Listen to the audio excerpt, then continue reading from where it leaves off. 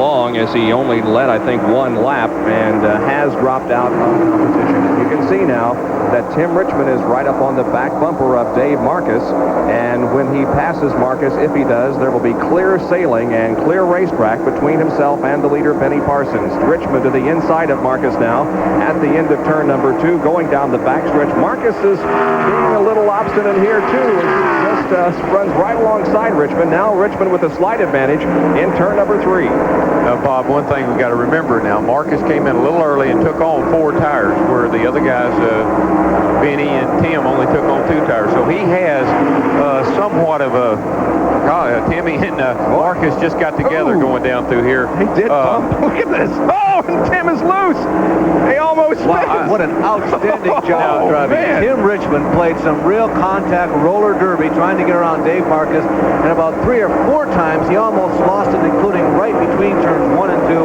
Outstanding job of driving, but did that abuse the tires? Well, let me just make one observation here. Benny Parsons, an older driver, I might add, took his time, more experience. Sorry, Benny, more experience.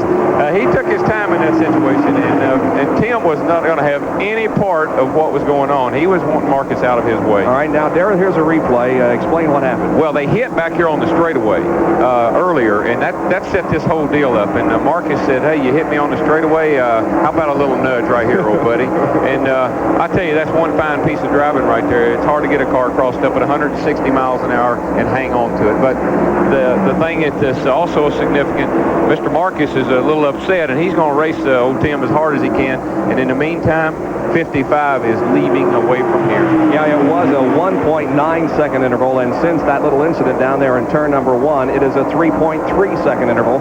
Benny with that much pad between himself and Tim. I think Tim's really hurt the tires. He's burnt the right rear on the car, and now the car is real loose with him, and Dave right there on his back bumper is making the car in. So this could be a $75,000 power play.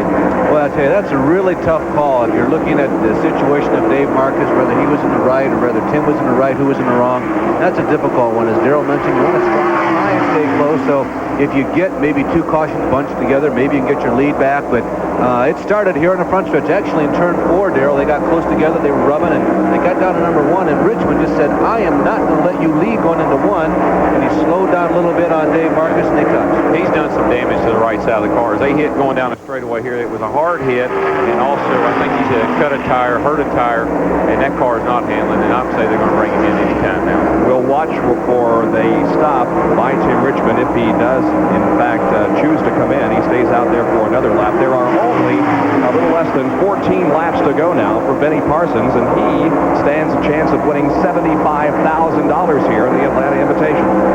Go ahead, Darrell. I'm sorry. The significant thing, again, in this situation was the pit stop. Benny got out. He beat...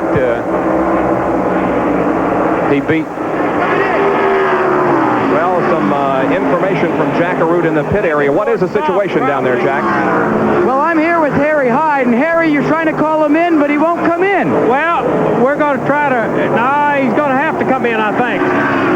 He doesn't want to come in, but he's going to have to come in, I think. Well, that's the word from Tim Richmond's mentor and chief mechanic. Harry Hyde has been trying to call him in the last 2 laps, and Darrell, you were exactly right. They think they've got a tire going soft on the side.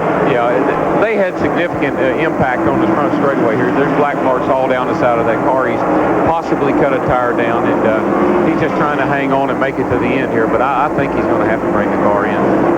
The interval is back up to almost 5 seconds, so it's where it was about 25 laps ago, just after the pit stop. Well, Hillen continues to run comfortably in 3rd as we watch 2nd place Tim Richmond. Lake Speed is in 4th, and Joe Ruttman has moved past Bobby Allison for 5th. So there's no story that's developing or unfolding on the racetrack. The only drama was Ruttman kind of quietly getting around Bobby Allison. Bobby certainly not showing the speed that we saw last week. That was my pick there. I both took a stand. Jacobs never said a word. I suppose he's going to tell us now my pick. I'll tell you guys, I think that Benny Parsons. Sure. That's why you're holding that mic in your hand, right? You're going to call Benny on this last lap here and congratulate him. That's right. Well, of the 14 drivers who were in this race, 7 of them have career wins. Richard Petty, of course, with the most, Bobby Allison Baker, Marcus Richmond, and Kyle Petty. They accounted for a grand total of 332 career wins. With less than 10 laps to go, let's go back down to Jack Arute. to just point out that although he's going against the wishes of his crew chief, Harry Hyde, Tim Richmond, to me, is showing an awful lot of poise in knowing just how short this race indeed is. With only 10 laps to go, granted, he's going to have to wrestle it like a grizzly bear, but if he can keep that tire just a little soft and not totally soft, he can still come back paying into money at the end of this event. Well, that's a good point. Now, the interval between second and third is pretty significant. There is an entire straightaway and then some between second and third, so Tim does stand a very good chance here if he can hold on for the next 9 laps of finishing in second. Just 9 more laps to go. Benny Parsons leads the Atlanta Invitational. To be Invitational, there is Tim Richmond, who is running in second position, but that car is tremendously loose. He's all over the racetrack. Well, as we were saying in the break, they didn't change right side tires. They went with the left side tire change. Him and Marcis getting together could get the car all sideways, took what little rubber those right side tires had on them and just wore it right on off. I will say this, Tim Richmond can hang on to a loose race car about as well as anybody I've ever seen.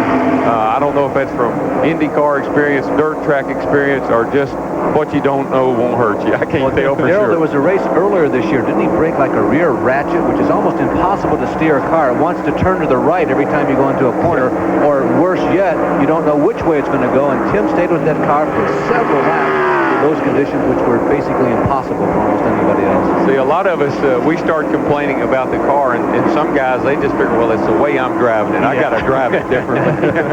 5 laps to go in the Atlanta Invitational.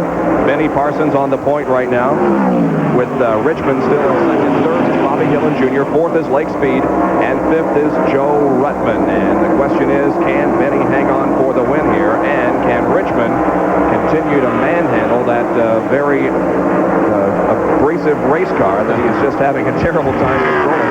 See, the good thing is, from one perspective, he's hanging on to it and he's going to finish second, looks like. If you're the crew chief, if something happens and you end up in trouble, then the crew chief's going to say, if you'd have come in like I told you to, that wouldn't have happened. So it really puts a driver, and I know I've been there, between a rock and a hard place.